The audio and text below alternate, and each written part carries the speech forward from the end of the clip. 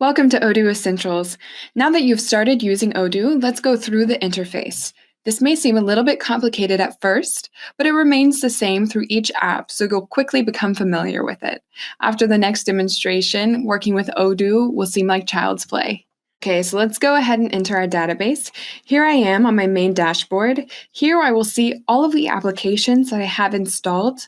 On the top right corner, I also see a few other icons. I have this little clock icon, which will show me all of my activities, and it will show me in which each app the activities are. So today I have a meeting scheduled in my calendar. And I can also see here that that's in 2 hours. That's really neat because it will help me prepare and be sure that I have everything in order before 2 hours from now. I can also see my late activities and my future activities. And here I can also click directly on these buttons and it will redirect me to the activities page. I'm not going to do that right now. I'm going to go on, but we talk about it more in the activities video. So here I'm going to click on this conversations icon. Now here I can see all of my conversations. I can also see only my chats or the channels that I follow. And I can also create a new message here from clicking on that button. Super easy, super intuitive. I also have a little tool set icon here. When I click on this, it will give me the possibility to install Odoo Studio. That's an application that we're going to talk about in a future video, but if you already have Odoo Studio installed, you can use it in any application simply by clicking on this button up here. So the last icon we have up here is our personal name. So here I have Mitchell Admin, and we have a few options here as well. So if I go to documentation, this will refer me to odoo.com documentation page. I can also contact Odoo support from this page. I have a shortcuts option, my own personal preferences, my odoo.com account. This will also, once again, redirect me to odoo.com. This will be your odoo.com portal, and it will send you to the login page there. If you are already logged in, it will just send you directly to the portal. And I can also log out of my database here. Now I'm going to go ahead and select my preferences because I would like to change some of my information. So I can choose my own language, my time zone, and my email preferences. This is important if you would like to not receive emails from Odoo, but if you would like to handle everything inside of Odoo, I can just simply select that option. If I go to my language up here, I see that I have 2 English translations loaded. I have English US and I have English UK. Now, though it's the same language, there is a small difference, and that's the date format. In UK, the date format is day, month, year, as it is in most of Europe. And in US, the format is month, day, year. So it's a small difference, but it's important to keep that in mind. Now, if I would like to load a new language, because maybe I have some users that only speak French, I can do that in the Settings application. So I'll show you that now. I'm going to go to Settings, Translations, load a translation, and I will choose French. I can click on Load, and that way next time I go to my preferences in either that little button that I just showed you or in my Settings, User Preferences, I will have French as an option. So let's go back to our dashboard. And now I'm going to enter an application. I'll go into Sales. Now the first thing I would like to point out here is that in every application, if you go to the top left corner, you will see this little icon. This will send you directly back to your dashboard. And in the same place when you're on your dashboard, you'll see a little arrow. This will direct you to the last page you were just on.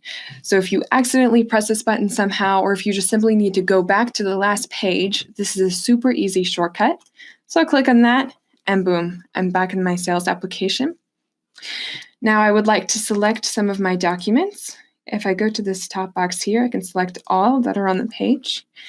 And when I do that, I have a couple of new fields here. I have the print option, which will simply allow me to print the information. And I also have some actions.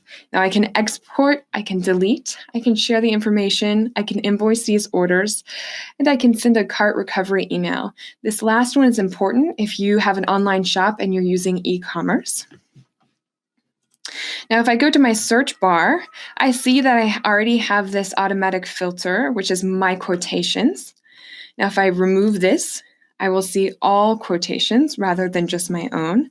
And I can add some other filters as well. So I have some standards here. So I can choose if I just want to see quotations or sales orders. Maybe I would like to see quotations from the last 7 days. I can do that by clicking on this. And perhaps I would also like to group it by salesperson.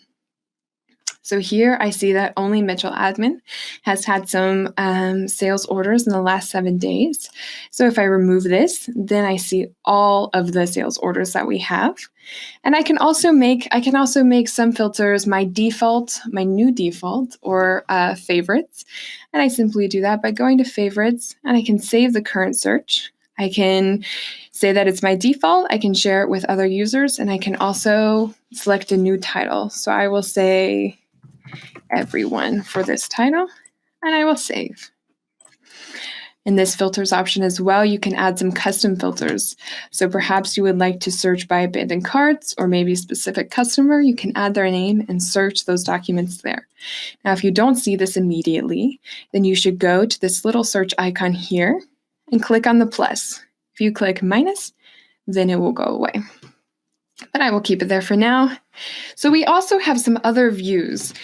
Now here we also have the Kanban view, where we can see different stages. And here the stages, the columns, are actually just our salespeople. And this is particularly cool because we can drag and drop the sales orders here. So let's say that I would like that Harry Smith, my salesperson, take over this sales order. We'll simply drag it and drop it under his name, and the information will be changed that Harry will show as the salesperson here. So that's really neat. We have some other views as well. We have the calendar view, which will show us our meetings. We have the pivot view as well, which shows us some of our data. A graph view. We can also change the graphs here. And this last view is our activity view. Now, this is a new view in version 12, and this is really neat because it will show us our activities on our different documents. So here I see I have 2 activities that are scheduled for sales order 10, and it's the only sales order right now that has any activities. And if I would like to, I can edit the information by clicking here, and I can even schedule an activity directly from this view. So it's super convenient, super neat. Now I'm going to go back to my Kanban view. And I'm going to click on one of my sales orders. I will choose this one. Now, something I want to point out here is if I go to edit, I have some fields that are in bold, like invoice address and delivery address that you see here. Now, these are fields that are mandatory to have completed before you can save the document. So, for example, if I delete this, and I click Save, this will show in red and also give me an error saying that the following field is invalid, and then I need to do something here. So in order to make that go away, I'll simply add her information once again. Now click on Save, and everything is the way that it should be. Now, in all of our documents, we also have some smart buttons. And for example, in this case, if I click on my customer, it will send me directly to the customer page. And here I have some of her other information. So for example, I can see her sales if I'm interested, and I can go back to the sales order this way. Or I can also use what we call the breadcrumbs at the top left here. So this keeps a record of all of the steps we've been taking through the application. So I can see I started in quotations, I went to the specific sales order, I went to my contact, then I went to look at her quotations and sales once again, and then I can see every movement from there. So if I go back and click on these once again, it will send me back the way that I came. So let's say that I'm on my contact page, but I don't need to go back to her sales order. I can simply just go back to the quotations page. I can skip this, click on the first one, and I'm back. But we will go back to the sales order so that I can point out one more thing. So we're going to go here to the bottom of the page, and we're going to look at the chatter. Now, the chatter will show the history of the document and will also allow you to send emails to the followers or log notes. So if you click here and send a message, this will send an email to your customer. It may also send notifications or emails to the other followers. If I click on login note, this is just for internal communication. So your customer will not have access. They will not see what you're discussing here. So perhaps I want one of my other salespeople to help me, but I don't want my customer to know. I can tag him on the document, I can say Harry Smith. Oh, please. And I can log this, and Harry will get a notification that, and only Harry will get the notification that I have sent him a message. Now I can also refer to a channel on this sales order as well by going to hashtag and whatever my channel name is. So I'm going to go to sales. I will log this. And when I click on this, it will send me to discussion. And here I can chat on the channel. So that's really neat. Now I'll go back to my dashboard. And that's all for this video. Thank you for watching.